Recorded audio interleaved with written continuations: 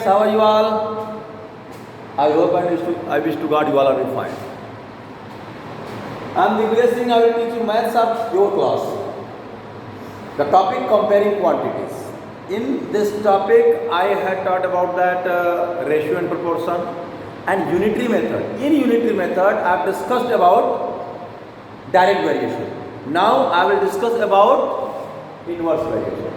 Inverse variation direct में मैंने आपको बताया था कि अगर कोई चीज़ का कंपेरिजन ऐसे है, अगर कोई चीज़ बढ़ रही है और उसके एवज में दूसरी चीज़ भी बढ़ रही है, अगर कोई चीज़ घट रही है तो उसके दूसरी चीज़ भी घट रही है, तो इस वेरिएशन को हम डायरेक्ट वेरिएशन करते हैं। लेकिन इनवर्स वेरिएशन क्या होता है? एक क्वांटिटी बढ़ेगी, दूसरी क्वांटिटी घट जाएगी, उससे रिलेटेड। अगर दूसरी क्वांटिटी बढ़ रही है तो पहली क्वांटिटी घट जाएगी, यानी कि ये होता है इनवर्स वेरिएशन। जैसे वर्क और टाइम में, वर्क और टाइम में, स्पीड में, स्पीड ज़्यादा रहेगी तो टाइम कम लगेगा, और स्पीड धीमे रहेगी तो टाइम ज़्यादा लगेगा। ध्यान रखिएगा, अगर आप 100 किलोमीटर की डिस्टेंस 20 किलोमीटर पर आवर के हिसाब से कर रहे हैं तो आपको 5 घंटे लगेंगे, 5 आवर्स। लेकिन अगर आप पर आवर 25 किलोमीटर स्पीड बढ़ गई तो टाइम कम हो गया। ध्यान दीजिए, स्पीड और डिस्टेंस, टाइम, सॉरी, अगर 20 किलोमीटर पर आवर की स्पीड है तो 100 किलोमीटर की डिस्टेंस कवर करने के लिए आपको लगते हैं 5 आवर्स। लेकिन अगर स्पीड 25 किलोमीटर पर आवर हो तो आपको 4 घंटे लगेंगे।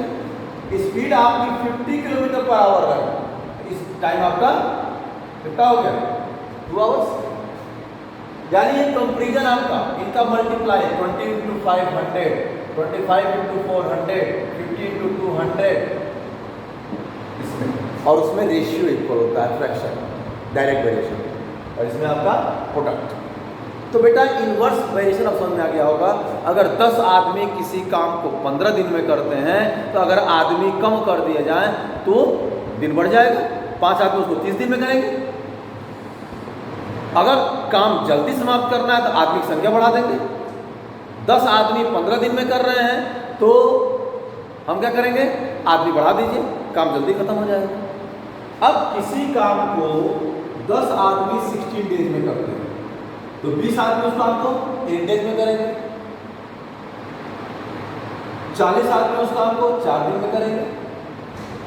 जी, इनका प्रोडक्ट इक्वल होता है 16 10 या 160, 28 या 160, 40 × 4 160। ये प्रोडक्ट इक्वल होता है और यही वेरिएशन कहलाता है inverse variation. Okay, now I will focus at the question, that is 8.3। देखो बेटा, अब 8.3 एक्सरसाइज।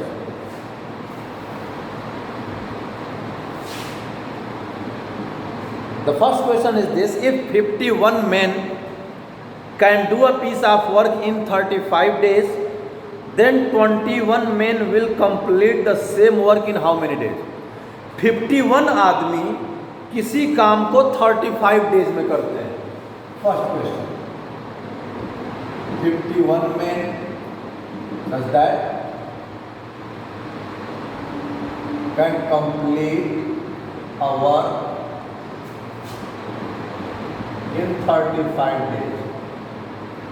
ऐसे समझिए, किसी ठेकेदार ने किसी काम का ठेका लिया, आदमी ने कहा कि मैं 30 दिन में पूरा करा दूंगा, लेकिन अगर जिसने ठेका लिया उसने कहा नहीं तुम 15 दिन में ख़त्म करो, तो ठेकेदार क्या करेगा? आदमी बढ़ा देगा।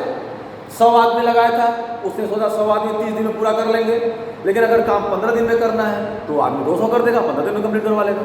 आदमी बढ़ा दो, काम जल्दी हो जाएगा। ओके, तो देयरफॉर 1 मैन, एक आदमी ज़्यादा दिन में करेगा। Think about that. Direct variation में डिवाइड करते थे, लेकिन डिवाइड इसलिए कम के लिए डिवाइड करते थे। 35 × 51, एक आदमी ज़्यादा दिन में करेगा। Therefore 21 man, man singular form है और मैन प्लूरल फॉर्म है, ध्यान रखिएगा, इंग्लिश में पढ़ने थोड़ा सा। इंटू 51 अपान 21, अपान क्या हो जाएगा? 21। 7 3 जा 7 5 जा और 3 1 जा 3 7 जा 5 इंटू 7 क्या हो गया बेटा 85 डेज। अब देखो आदमी कम हो गए, दिन बढ़ गया, इसी वेरिएशन को इनवर्स वेरिएशन कहते हैं। क्या कहते हैं इसको? Inverse variation. अब इसको हम एरो मेथड से भी लगा सकते हैं, ध्यान देना। एक मेथड है एरो मेथड। अब देखो यहाँ पे लिख लेंगे मेन, यहाँ पे लिख लेंगे डेज। 51 में 35 डेज में कंप्लीट कर रहे हैं, तो 21 में मान लीजिए x डेज में कंप्लीट करेंगे, दैट इज सेकंड मेथड। अब देखो बेटा यहाँ आदमी घट गया, 51 आदमी था 21 पे आ गया, तो जाहिर बात है दिन बढ़ जाएगा ना। कॉमन सेंस सोचिए कि अगर किसी काम को करने के लिए कुछ आदमी लगाएगा, अगर आदमी कम कर दिए जाएंगे तो काम ज़्यादा दिन में समाप्त होगा, और आदमी बढ़ा दिया जाए तो काम जल्दी समाप्त होगा। यहाँ आदमी कम कर दिया जाए तो क्या हो जाएगा? Here is inverse variation. Inverse variation में अपोजिट एरो साइन लगता है, ये देखिए, अगर इधर डाउन साइड इधर अप साइड। अब इसको कैसे लिखेंगे बेटा? x upon 35 equal to 51 upon 21।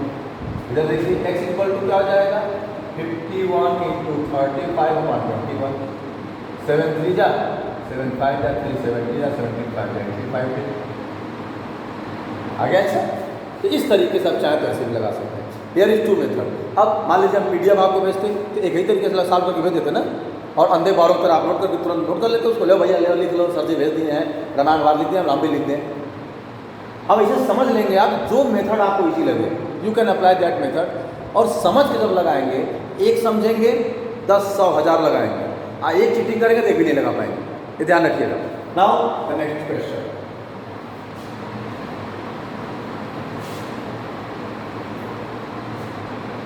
Second question. In a champion in a camp there is enough food for 600 soldiers for 45 days. If 300 more soldiers join the camp, how many days will the food last? अच्छी बात है। तो 600 soldiers के लिए 45 days का था। Arrow में गया let the food for 900 soldiers be X days।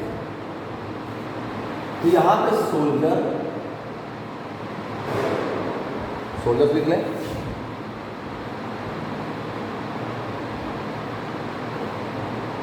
और यहां पे डेज लिख लें। अब पहले 600 सोल्जर्स थे और उनके लिए भोजन था 45 डेज, लेकिन 300 सोल्जर्स और आ गए, यानी पहले 600 थे अब 300 यानी 900 सोल्जर। जाहिर बात है, सोच लो जरा, 600 सैनिकों के लिए 45 दिन का भोजन था, लेकिन सैनिक बढ़ गए तो भोजन जल्दी समाप्त हो जाएगा ना, यानी यहाँ बढ़ा यहाँ घटने के चांसेज है, दैट इज इनवर्स वेरिएशन। ये मारा इसको डाउन साइड, ये मारा इसको अप साइड। ओके, ये हो जाएगा बेटा x upon 45 equal to 600 upon 900। 0 0 उड़ा दीजिए, x equal to 6 into 45 upon 9। 9 5 जा 45, 6 5 जा 30। अब ये हो गया 30 डेज। क्या हो गया ये? 30 डेज, यानी जो भोजन 45 दिन चलता अब वो 30 दिन में समाप्त हो जाएगा। ये एक तरीका है, और I think that is the easiest method for आप। You have to use this method and upgrade your knowledge. Now the next question is this third question. ध्यान दो बेटा। 39 workers can complete a work in 95 days. How many workers will complete the same work in 57 days? अच्छी बात है। देखिए यहाँ पे days लिख लीजिए। Third question, let be the X workers। यहाँ पे डेज लिख लीजिए और यहाँ वर्कर लिखिए। ठीक, ध्यान दो बेटा। 39 workers can complete 95 days. 95 days में 39 वर्कर कंप्लीट करते हैं, तो 57 डेज। ध्यान दीजिएगा, अब ये दिन कम हो गया तो आदमी बढ़ जाएंगे तो इनवर्स वेरिएशन होगा। x upon 39 equal to 95 upon 57। x equal to क्या हो जाएगा बेटा? 95 इंटू 39 अपॉन 57। अब देखिए डिवाइड कर लीजिए, 3 2 जा 3 1 जा 3 3 9 जा और 3 13 जा और 19 5 जा। x is equal to 5 into 13 यानी 65 वर्कर्स।